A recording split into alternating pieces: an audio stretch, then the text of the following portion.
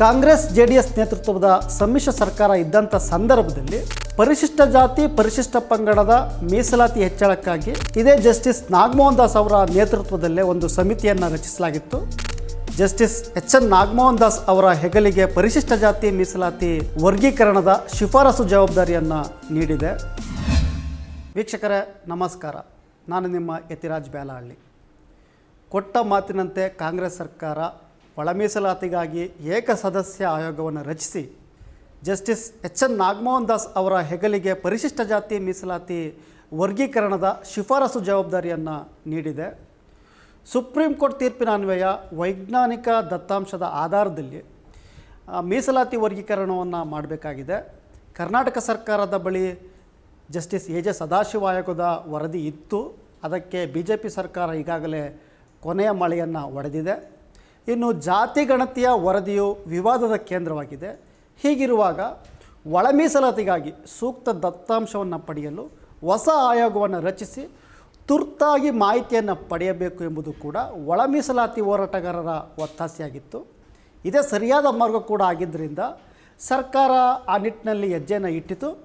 ಉಪಚುನಾವಣೆ ಹೊಸ್ತಿಲಲ್ಲಿ ಆಯೋಗ ರಚನೆಯನ್ನು ಪ್ರಸ್ತಾಪ ಮಾಡಿದ್ರಿಂದ ಸರ್ಕಾರ ಇದೊಂದು ಎಲೆಕ್ಷನ್ ಸ್ಟಂಟನ್ನು ಮಾಡ್ತಾ ಇದೆ ಎಂಬ ಟೀಕೆಗಳನ್ನು ಕೂಡ ಕೆಲವರು ಮಾಡಿದ್ದುಂಟು.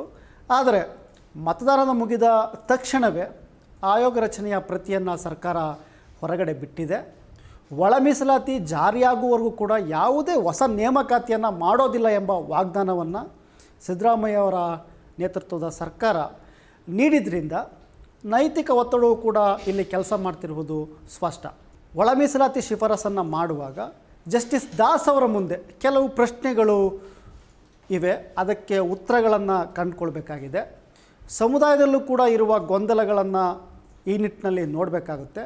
ಕಾಂಗ್ರೆಸ್ ಜೆಡಿಎಸ್ ನೇತೃತ್ವದ ಸಮ್ಮಿಶ್ರ ಸರ್ಕಾರ ಇದ್ದಂಥ ಸಂದರ್ಭದಲ್ಲಿ ಪರಿಶಿಷ್ಟ ಜಾತಿ ಪರಿಶಿಷ್ಟ ಪಂಗಡದ ಮೀಸಲಾತಿ ಹೆಚ್ಚಳಕ್ಕಾಗಿ ಇದೇ ಜಸ್ಟಿಸ್ ನಾಗಮೋಹನ್ ದಾಸ್ ಅವರ ನೇತೃತ್ವದಲ್ಲೇ ಒಂದು ಸಮಿತಿಯನ್ನು ರಚಿಸಲಾಗಿತ್ತು. SC ಮೀಸಲಾತಿಯನ್ನು 2% ಅಂದರೆ 15% 17%, ST ಮೀಸಲಾತಿಯನ್ನು 4% ಅಂದರೆ 3% 7% ಹೆಚ್ಚಿಸಿ ವರದಿಯನ್ನು ಜಸ್ಟಿಸ್ ದಾಸ್ ಅವರು ನೀಡಿದರು. ಆಪರೇಷನ್ ಕಮಲದ ಮೂಲಕ ಅಧಿಕಾರಕ್ಕೆ ಬಂದಂತಹ BJP ಸರ್ಕಾರ ಜಸ್ಟಿಸ್ ದಾಸ್ ಸಮಿತಿಯ ಶಿಫಾರಸಿನ ಅನ್ವಯವೇ ಮೀಸಲಾತಿಯನ್ನು ಜಾರಿಗೆ ತಂದಿರುವುದಾಗಿ ಹೇಳಿತ್ತು. ರಾಜ್ಯದಲ್ಲಿ ನಡೆದಿರುವಂತಹ ನೇಮಕಾತಿಗಳು ಕೂಡ ಹೆಚ್ಚಾದ ಮೀಸಲಾತಿ ಅನ್ವಯವೇ ನಡೆಯುತ್ತಿದೆ ಎಂಬುದು ಅಧಿಕಾರಿಗಳ ಮಾತು.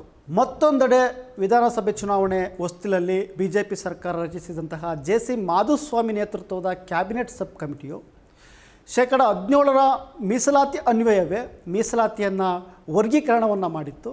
ಆದರೆ ಬಿಡುಗಡೆಯೇ ಆಗದೆ ಕಾಟದಲ್ಲೇ ಕೊಳೆದಂತಹ ಸದಾಶಿವ ಆಯೋಗದ ವರದಿಯಲ್ಲಿ 15% ಮೀಸಲಾತಿಯಲ್ಲಿ ಮಾದಿಗರಿಗೆ 6%, ಹೊಲೆಯರಿಗೆ 5%, ಸ್ಪೃಶ್ಯರಾದಂತಹ ಭೋವಿ, ಲಂಬಾಣಿ, ಕೊರಚ, ಕೊರಮ ಈ ಸಮುದಾಯಗಳಿಗೆ 3% ಮತ್ತು ಉಳಿದ ಇತರೆ ಸಣ್ಣ ಪುಟ್ಟ ಅಸಹಾಯಕ ಸಮುದಾಯಗಳಿಗೆ 1% ಮೀಸಲಾತಿಯನ್ನು ಹಂಚಿಕೆ ಮಾಡಲಾಗಿತ್ತು. ವರದಿಯಲ್ಲಿನ ಇಷ್ಟು ಸಾರಾಂಶವಷ್ಟೇ ಹೊರಗೆ ಬಿದ್ದಿತ್ತು. ಅಂದರೆ ಜಸ್ಟಿಸ್ ಎ.ಜೆ. ಸದಾಶಿವ ಆಯೋಗದ ವರದಿ ಹೊರಗೆ ಬಂದಿರಲಿಲ್ಲ.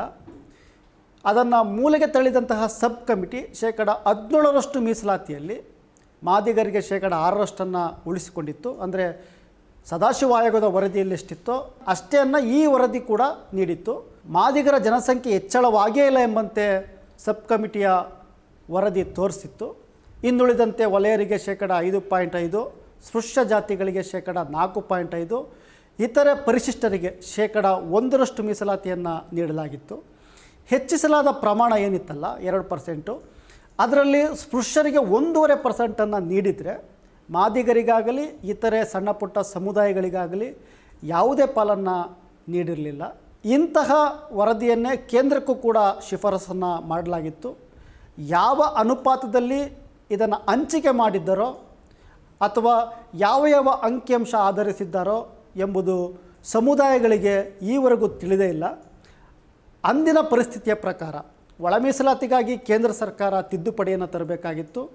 ಆಗಿನ್ನೂ ಸುಪ್ರೀಂ ಕೋರ್ಟ್ ತೀರ್ಪು ಹೊರಬಿದ್ದಿರಲಿಲ್ಲ.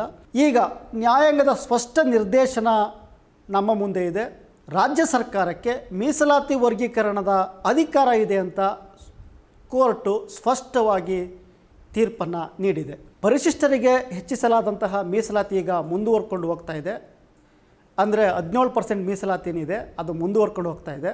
ನ್ಯಾಯಾಲಯದಲ್ಲಿ ಯಾರೂ ಕೂಡ ಪ್ರಶ್ನಿಸದ ಕಾರಣ ಯಾವುದೇ ಸಮಸ್ಯೆ ಈವರೆಗೂ ಆಗಿಲ್ಲ. ನಮ್ಮ ಮುಂದಿರುವ ಪ್ರಶ್ನೆ, ಒಳ ಮೀಸಲಾತಿಯನ್ನು ಹೆಚ್ಚಾದ ಮೀಸಲಾತಿ ಅನ್ವಯ ಹಂಚುವುದು ಸರಿಯೋ ಅಥವಾ 15ರಷ್ಟು ಮೀಸಲಾತಿ ಅನ್ವಯ ಹಂಚುವುದು ಸರಿಯೋ ಎಂಬುದು ನಮ್ಮ ಮುಂದಿರುವ ಪ್ರಶ್ನೆ. ಜನಸಂಖ್ಯಾ ಡೇಟಾ ಅನ್ವಯ ಮೀಸಲಾತಿ ವರ್ಗೀಕರಣ ಮಾಡಬೇಕಾಗುತ್ತೆ. ಇಲ್ಲಿ ಮೀಸಲಾತಿ ಅನುಪಾತ ಮುಖ್ಯವೇ ಹೊರತು 15%, 17% ಎಂಬುದಲ್ಲ. 24% ಮೀಸಲಾತಿ ಏರಿಕೆ ಆದರೂ ಕೂಡ ಅನುಪಾತದ ಅನ್ವಯವೇ ವರ್ಗೀಕರಣವನ್ನು ಮಾಡಬೇಕಾಗುತ್ತೆ ಎನ್ನುತ್ತಾರೆ ಚಿಂತಕ ಶಿವಸುಂದರ್. ಜಸ್ಟಿಸ್ ದಾಸ್ ಅವರು ಮೀಸಲಾತಿ ವರ್ಗೀಕರಣ ಮಾಡುವಾಗ 17% ಮತ್ತು 15% ಎರಡಕ್ಕೂ ಅನ್ವಯ ಆಗುವಂತೆ ಮೀಸಲಾತಿಯನ್ನು ವರ್ಗೀಕರಿಸಿ ಶಿಫಾರಸನ್ನು ಮಾಡಬೇಕು.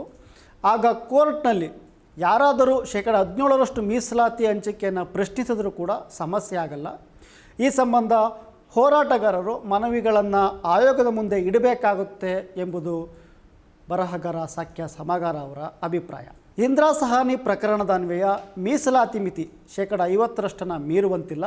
ಪರಿಶಿಷ್ಟ ಜಾತಿಗಳ ಮೀಸಲಾತಿಯನ್ನು ಹೆಚ್ಚಿಸಿದರೆ ತೀರ್ಪು ಉಲ್ಲಂಘಿಸಿದಂತಾಗುತ್ತೆ ಎಂದು ಕೂಡ ಕೋರ್ಟ್ ಹೇಳುವ ಸಾಧ್ಯತೆ ಇದೆ. ಆಗ ಮೀಸಲಾತಿ ಹೆಚ್ಚಳ ಬಿದ್ದು ಹೋಗುತ್ತೆ. ಇದಕ್ಕಿರುವ 2 ಮಾರ್ಗಗಳೆಂದರೆ ಕೇಂದ್ರ ಸರ್ಕಾರ 50% ಮೀಸಲಾತಿ ಮಿತಿಯನ್ನು ರದ್ದುಪಡಿಸುವ ನಿಟ್ಟಿನಲ್ಲಿ ಹೊಸ ಕಾಯ್ದೆಯನ್ನು ಮಾಡಬೇಕು, ತಿದ್ದುಪಡಿಗಳನ್ನು ತರಬೇಕು. ಮೀಸಲಾತಿ ಹೆಚ್ಚಳ ಮಾಡಿರುವಂತಹ ರಾಜ್ಯಗಳಿಗೆ ಶೆಡ್ಯೂಲ್ 9ರಲ್ಲಿ ರಕ್ಷಣೆಯನ್ನು ನೀಡಬೇಕು ಎಂಬುದು ಕೆಲವರ ಅಭಿಪ್ರಾಯ. ಮುಖ್ಯವಾಗಿ ಇಂದಿರಾ ಸಹಾನಿ ಕೇಸ್ನಲ್ಲಿ ವಿಧಿಸಲಾಗಿರುವಂತಹ ಮೀಸಲಾತಿ ಮಿತಿಯನ್ನು ತೆರವು ಮಾಡಲು ವಿಸ್ತೃತ ಪೀಠದಲ್ಲಿ ವಿಚಾರಣೆ ನಡೆಯಬೇಕು ಎನ್ನುತ್ತಾರೆ ಶಿವಸುಂದರ್.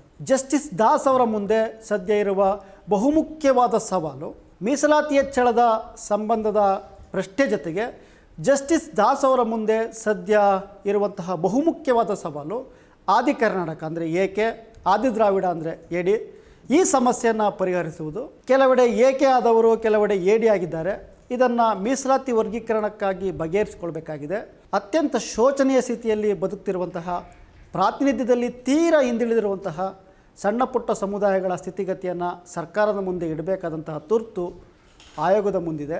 ಹಲವು ಜವಾಬ್ದಾರಿಗಳನ್ನು ನಿಭಾಯಿಸಿರುವಂತಹ ಜಸ್ಟಿಸ್ ದಾಸ್ ಅವರಿಗೆ ಈ ಗಂಟುಗಳನ್ನು ಬಿಚ್ಚುವುದು ಅಸಾಧ್ಯವೇನೂ ಅಲ್ಲ ಎಂಬುದು ಹೋರಾಟಗಾರರ ವಿಶ್ವಾಸ. ನಮಸ್ಕಾರ. ಮತ್ತಷ್ಟು ವಿಶೇಷ ವಿಡಿಯೋಗಳನ್ನು ನೋಡಲು ಮತ್ತು ಹೊಸ ವಿಡಿಯೋಗಳ ಬಗ್ಗೆ ತಿಳಿಯಲು ಈ ದಿನ .com ಯೂಟ್ಯೂಬ್ ಚಾನೆಲ್ ಸಬ್ಸ್ಕ್ರೈಬ್ ಮಾಡಿ ಮತ್ತು ಬೆಲ್ ಐಕಾನ್ ಕ್ಲಿಕ್ ಮಾಡಿ.